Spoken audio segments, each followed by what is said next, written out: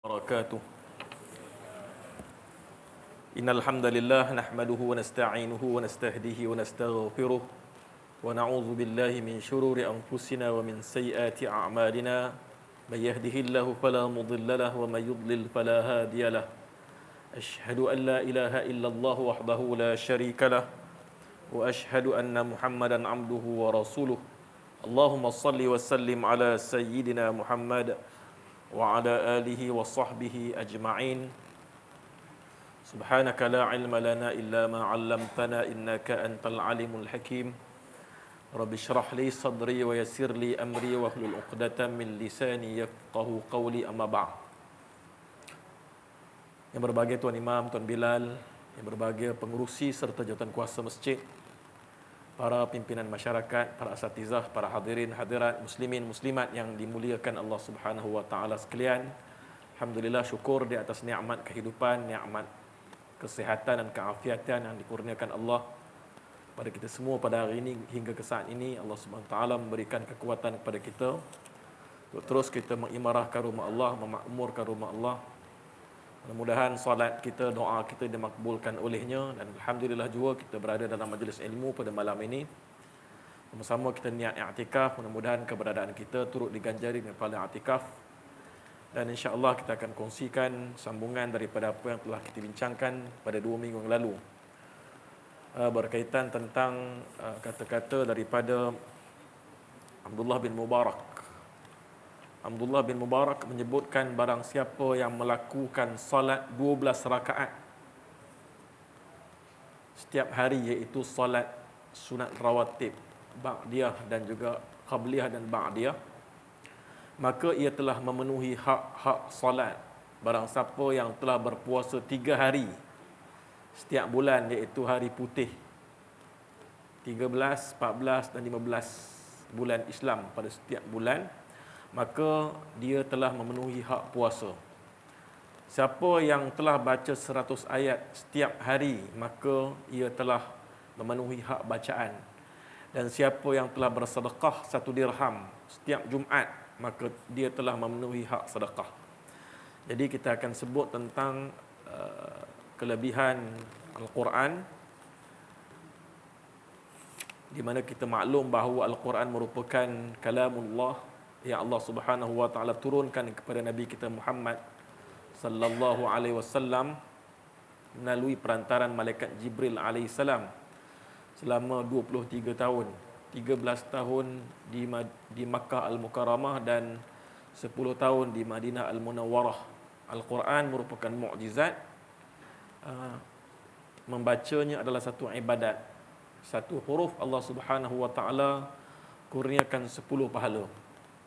Bukan alif, lam, mim satu huruf, malahan alif satu huruf, lam satu huruf dan mim satu huruf.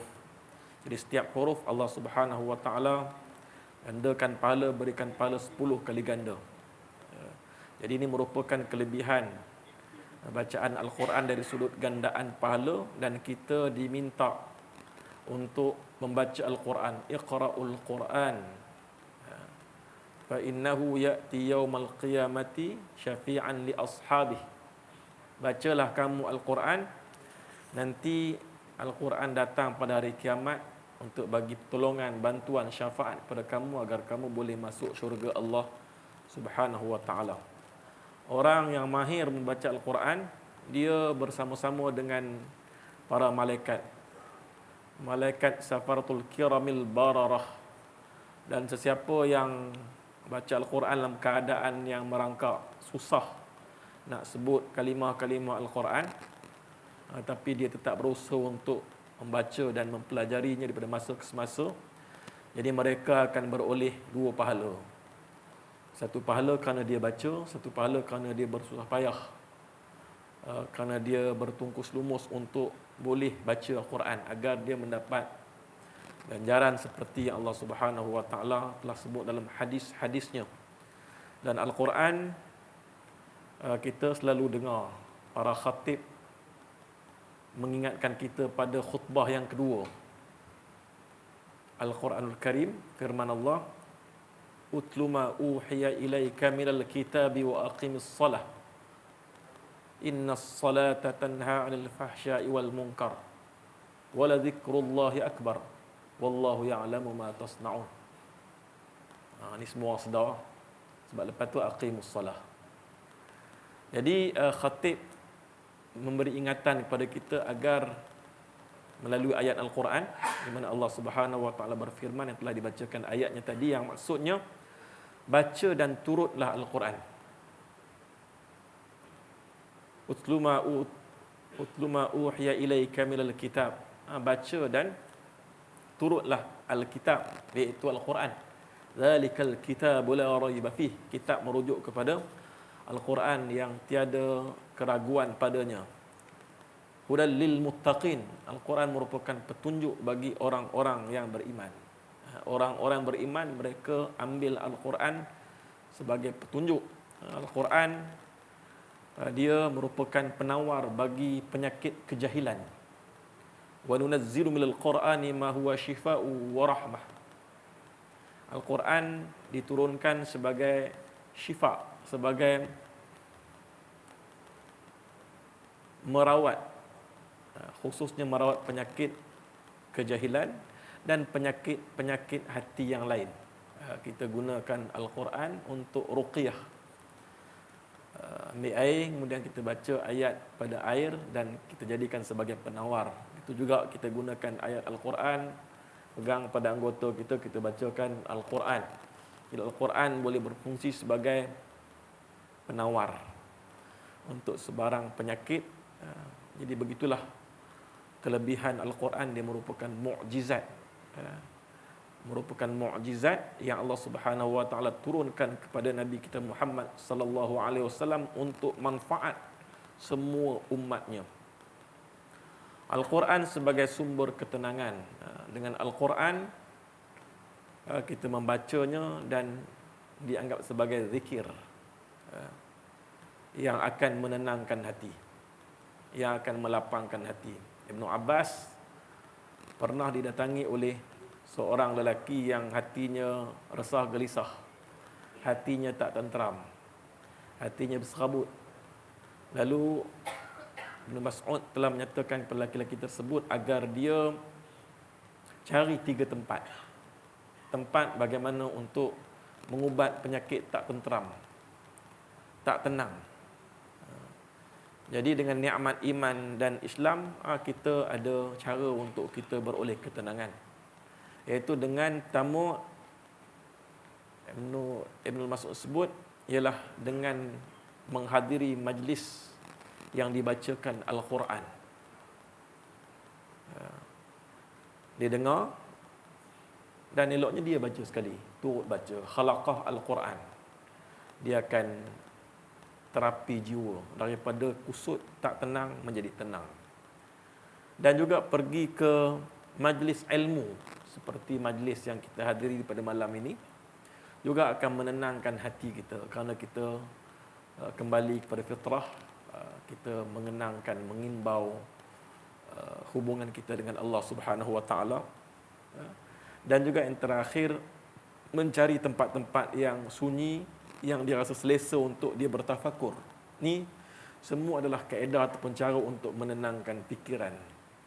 Jadi duduk di masjid ke, duduk di mana-mana tempat yang kita biasa pergi, yang sunyi, yang orang tak ganggu, di situ kita boleh bertafakur, kita boleh memikirkan tentang kebesaran Allah, kita boleh zikir, dan dengan zikir itu kita akan boleh ketenangan.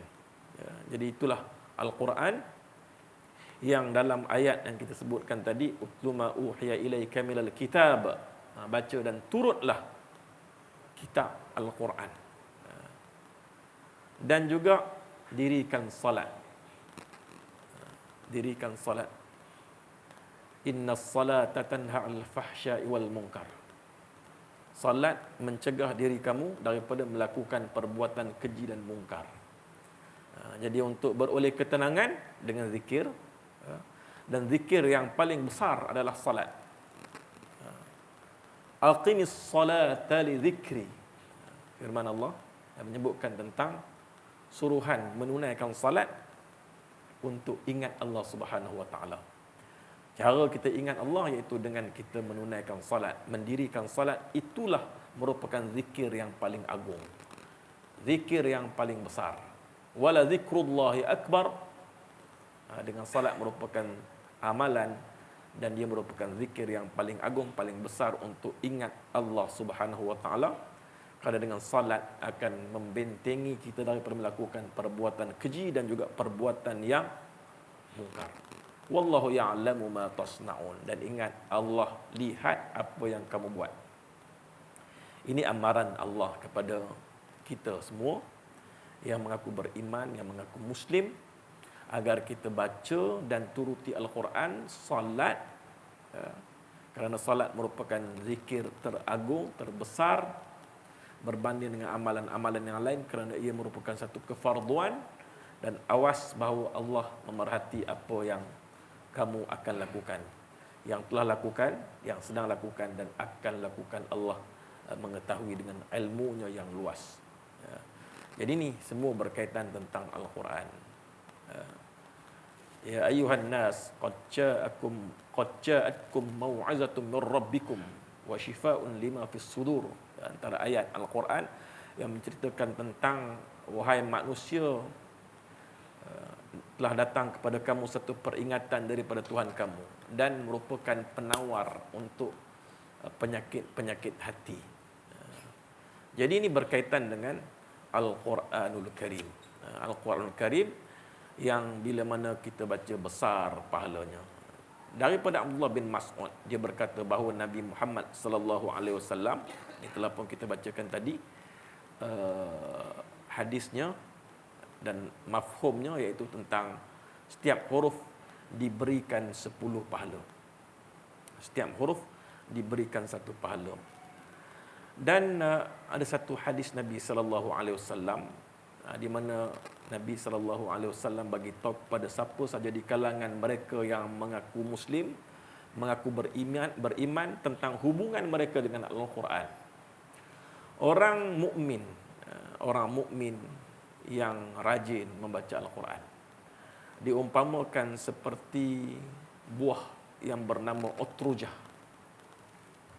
Buah utrujah ni dia bentuk lebih kurang macam buah lemon. Tapi dia bukan lemon. Dia buah yang berbau harum dan rasanya sedap. Jadi orang mukmin hubungan dengan Al-Quran, bila mana dia rajin baca, dia umpama seperti buah yang sebegitu rupa. Buah yang bau harum dan rasanya sedap. Buah yang harum dan rasanya sedap. Manakala bagi orang-orang yang mengaku Muslim, mengaku beriman, tapi dia tak rajin baca Quran, dia diumpamakan seperti buah tamrah, buah tamar. Buah tamar ni bau tak ada, tetapi rasanya manis. Bau tak ada tapi rasanya manis. Dan perumpamaan orang munafik yang rajin baca Quran. Orang munafik tapi rajin baca Quran. Dia seperti bunga, seperti raihanah. Bunga ni baunya wangi, tetapi rasanya pahit.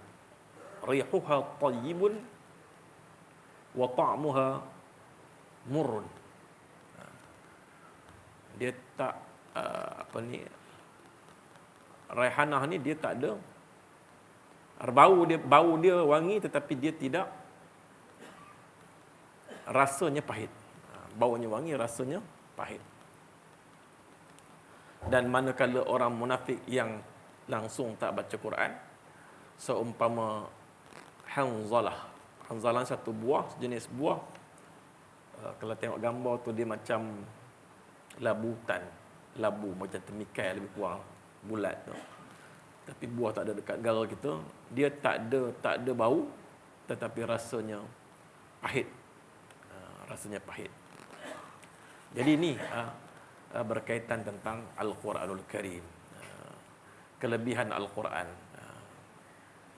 Jadi itulah antara kelebihan-kelebihan Al-Quran yang disebut dalam hadis Nabi sallallahu alaihi wasallam dan sebahagian daripada ayat-ayat Al-Quran, banyak lagi lah.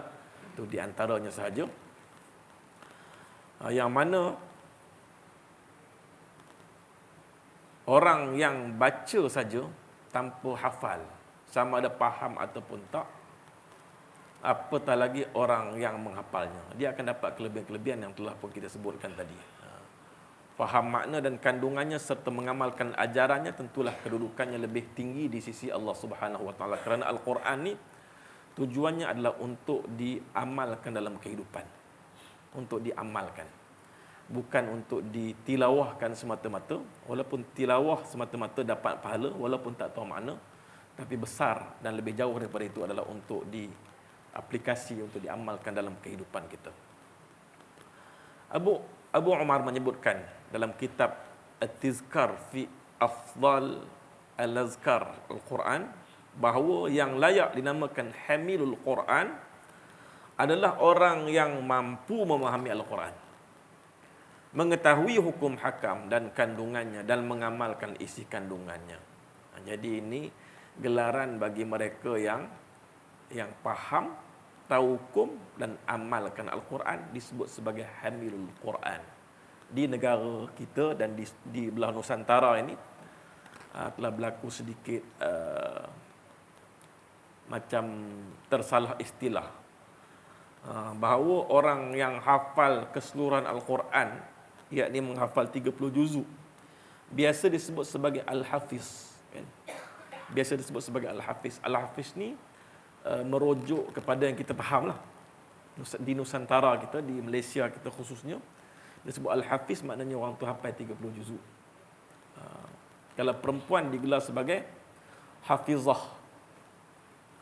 Jadi sebenarnya istilah Al-Hafiz ini adalah orang yang hafal hadis Nabi sallallahu alaihi wasallam dengan bilangan yang sangat banyak, dan juga bukan setakat hafal hadis, malahan mereka mengetahui kedudukan hadis sahihnya, hadis dhaifnya dan lain-lain. Seperti Al-Hafiz Ibn Hajar Al-Asqalani disebut Al-Hafiz kerana dia adalah ahli hadis.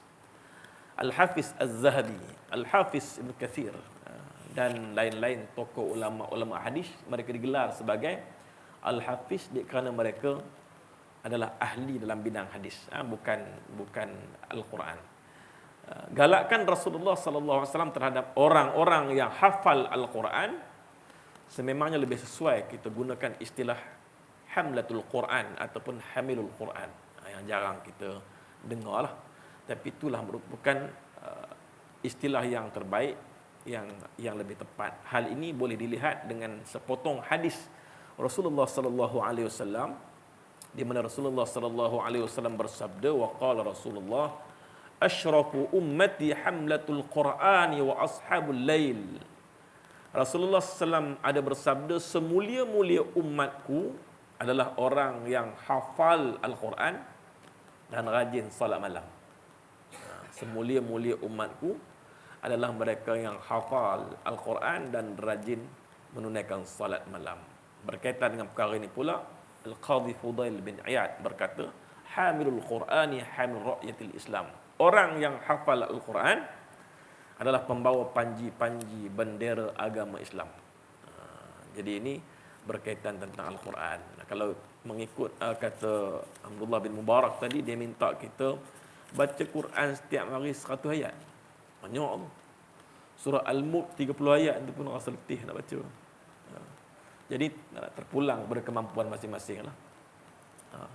Jadi seboleh-bolehnya kita baca Quran setiap hari. Soal berapa banyak tu bergantunglah pada individu. Cumanya sebaik-baiknya semakin lama kita hidup, maka semakin banyak. Melainkan ada faktor kesihatan tu lain cerita. Dan bukan setakat kita boleh membaca, malahan kita baca sekali dengan makna. Sampai pada kita baca sekali dengan tafsir. Jadi barulah kita merasakan bahawa Al-Quran sedang berinteraksi dengan kita. Jadi kita dapat manfaat daripada butiran ayat yang kita baca untuk kita jadikan panduan pada hari-hari yang kita baca ayat Al-Quran. Contoh pagi tadi kita baca ayat apa dan kita tersentuh dengan 2-3 ayat yang kita baca. Besok kita baca ayat lain dan tengok maknanya, kita akan tersentuh pula beberapa ayat yang kita baca. Kalau kita tak buat sebegitu, mungkin kita tak akan nampak yang Al-Quran sedang berbicara dengan kita. Biarlah kita merasakan bahawa Al-Quran adalah untuk kita, untuk manfaat kita. Jadi untuk baca 100 ayat mungkin sukar, mungkin satu muka, mungkin 2 muka, 1 line, mungkin 1 ain, dan bergantung. Tak dan sangat bacalah apa yang kita hafal, tetapi ada baca Al-Quran. Kerana Al-Quran ni dia diminta untuk kita baca dan pulangannya adalah kepada kita. Bukan setakat di dunia, malahan sampai ke akhirat. Di dunia kita akan tenang dan lapang. Kita akan tenang dengan terapi Al-Quran. Bukanlah Al-Quran yang kita gunakan untuk ketika mana kita sakit saja. Sakit baru cek Al-Quran sebab apa? Sebab nak ruqyah. Tak sakit tak ada. Ataupun halau jin, syaitan tempel ayat rata-rata atas tujuan itu, tapi bukan tujuan yang lain. Yang lebih besar, manfaat Al-Quran adalah sebagai penawar kepada penyakit kejahilan. Jadi sebab hidayah itu adalah daripada Al-Quranul Karim. Ihdinas siratal mustaqim, itu yang kita doakan dalam suratul Fatihah. Tunjukilah kami jalan yang lurus, jalan yang benar. Baik, berkaitan tentang last kali apa yang disebutkan oleh Abdullah bin Mubarak agar kita bersedekah pada hari Jumaat. Maka dia seumpama kita telah menyempurnakan hak sedekah, dan begitu banyaklah ayat-ayat sedekah dalam Al-Quran.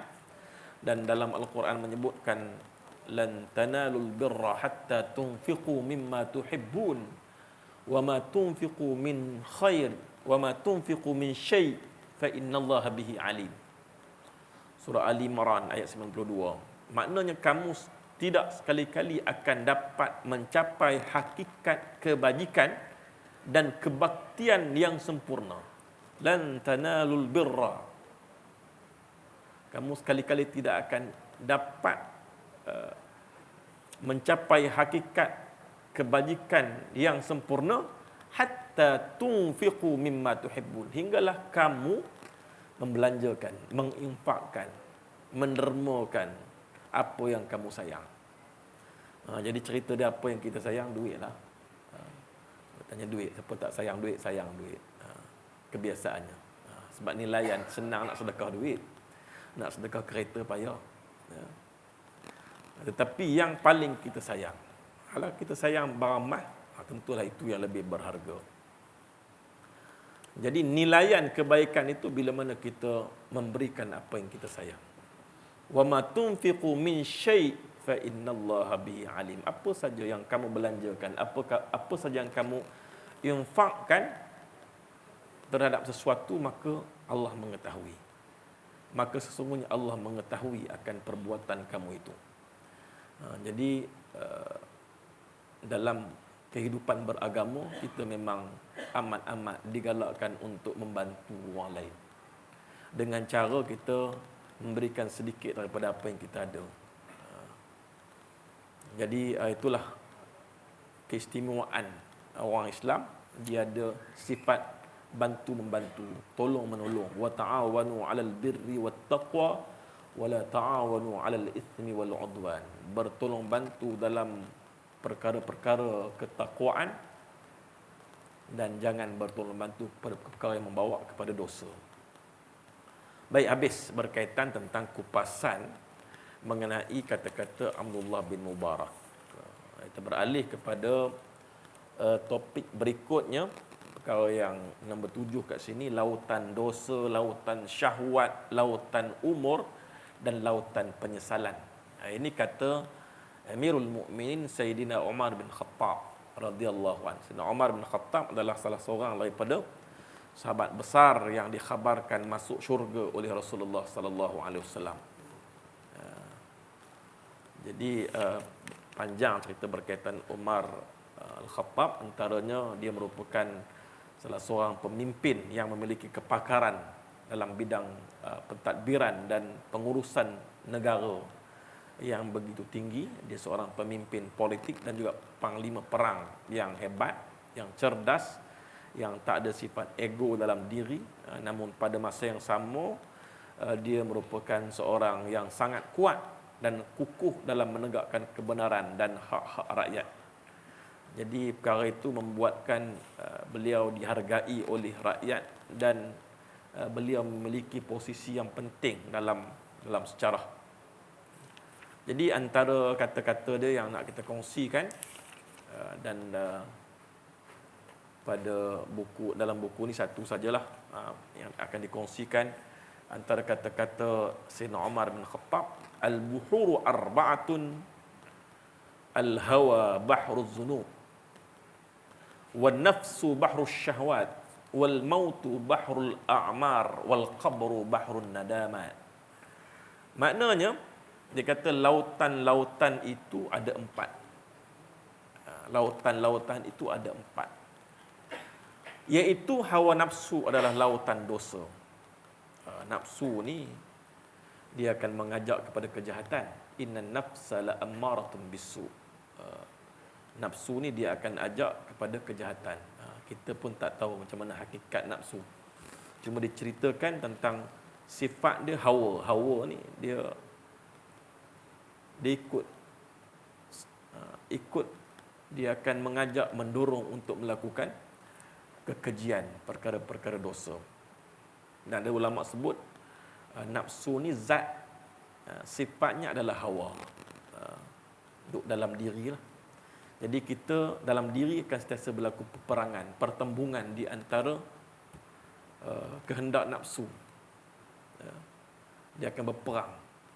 Dan juga kehendak yang membawa kepada kebaikan. Nafsu ni dia akan ajak keseronokan, ajak nak rehat. Tapi kebaikan ni dia kena korban. Kita nak salat, kita nak i'tikaf, kita nak berada dalam majlis ilmu, semua memerlukan kepada pengorbanan. Kena perang dulu dengan nafsu, kemudian bila nafsu tu kalah, barulah berjaya kita berada dalam majlis pada malam ini. Berjaya kita untuk kita berada di masjid bagi menunaikan salat berjemaah. Akan berlaku pertembungan dalam diri dulu. Itulah kita katakan perjuangan yang besar adalah perjuangan dengan nafsu syahwat. Apa-apa benda pun kita akan berperang dulu dengan nafsu. Maka di situ hatilah yang merupakan raja yang buat keputusan mana yang nak dimenangkan. Kalaulah akal diisi dengan ilmu, maka insya-Allah akan beroleh petunjuk Allah Subhanahu Wa Taala. Maka kita akan senantiasa memikirkan tentang masa depan yang lebih meyakinkan kita itu di masa depan, di hari akhirat. Kita akan buat benda yang menguntungkan, bukan setakat keuntungan seketika, malah keuntungan yang berkekalan. Jadi hati akan buat keputusan, dan alhamdulillah pada hari ini hati telah buat keputusan untuk kita berada dalam majlis pada hari ini. Jadi hawa nafsu adalah lautan dosa. Nafsu adalah lautan syahwat. Wan nafsu bahrus syahwat, wal mautu bahrul a'mar. Manakala kematian adalah lautan umur. Kematian adalah lautan umur. Habis keseluruhan umur kita itu bila dah mati habis. Wal qabru bahrun nadamat, dan kubur merupakan tempat akan berlakunya penyesalan. Dan pada waktu itulah maka manusia akan menyesal, akan minta dikembalikan ke dunia. Dah terbukti apa yang disebutkan oleh Al-Quran dan juga hadis Nabi sallallahu alaihi wasallam tentang kebenaran nikmat dan juga azab kubur. Pada waktu itu kita akan dapat rasa nikmat. Dulu kita baca Quran, dulu kita salat sunat, dulu kita salat bagai-bagai bentuk salat, yang pada waktu itu kita memang paksa diri, kita pun tak tahu apa, mayang jelah. Tapi tentunya manfaat dan hasilnya kita akan dapat rasai, kita akan tuai bila mana kita bertemu Allah Subhanahu Wa Taala. Hadirin yang dikasihi oleh Allah Subhanahu wa taala sekalian. Jadi itu adalah berkaitan tentang kata-kata daripada siapa tadi? Amirul Mukminin Sayyidina Umar bin Al-Khattab. Baik, seterusnya satu lagi. Sikit saja kita ambil kongsikan daripada Amirul Mukminin Sayyidina Uthman bin Affan. Sayyidina Uthman bin Affan adalah salah seorang sahabat Nabi yang terkemuka, yang dikenali sebagai seorang yang hartawan, seorang yang bangsawan, seorang yang dermawan, seorang yang penyabar, seorang yang ada sifat tawaduk yang tinggi, dan juga seorang yang sangat kuat khusyuk dalam melakukan ibadah. Dan beliau diambil sebagai menantu oleh Rasulullah sallallahu alaihi wasallam sebanyak 2 kali, iaitu dikahwinkan dengan Sayyidah Ruqayyah dan Ummi Kalsum. Jadi Amirul Mukminin Sayyidina Uthman bin Affan mengatakan, wajadtu halawatal ibadati fi arba'ati asya. Dia kata, aku temui manisnya ibadah dalam 4 perkara. Jadi Sayyidina Uthman ni bila dia buat 4 perkara ni, dia rasa kemanisan dia. Bila setiap orang dia lain keseronokan, tak sama. Ada orang solat seronok, ada orang sedekah seronok, ada orang berjuang berjihad seronok. Berbeza. Tetapi bagi Amirul Mukminin Sayyidina Uthman bin Affan, dia kata awwaluha fi ada'il faraidillah. Yang pertama dalam menunaikan kefarduan yang Allah Subhanahu wa taala telah tetapkan, wajibkan, dia rasa kemanisan. Kerana dapat menyempurnakan suatu yang Allah Subhanahu wa taala telah fardukan kepada kita. Jadi kewajipan kita duduk dalam dunia sebagai hamba Allah, bukan percuma duduk dunia, tetapi ada tanggungjawab yang besar. Tanggungjawab sebagai seorang Muslim, tanggungjawab sebagai seorang Muslim, mengabdikan diri kepada Allah Subhanahu wa taala, dan ada yang diwajibkan, ada yang disunatkan. Yang wajib salat, perukunan Islam yang 5 tu diwajibkan oleh Allah Subhanahu wa taala, dan dia merupakan makanan wajib kita, makanan roh yang wajib. Salat 5 waktu sehari semalam, puasa Ramadan, zakat, haji. Jadi itu merupakan perkara wajib, dan tiketnya adalah mengesakan Allah Subhanahu wa taala. Mengucap kalimah syahadah, itu merupakan tiket untuk masuk Islam.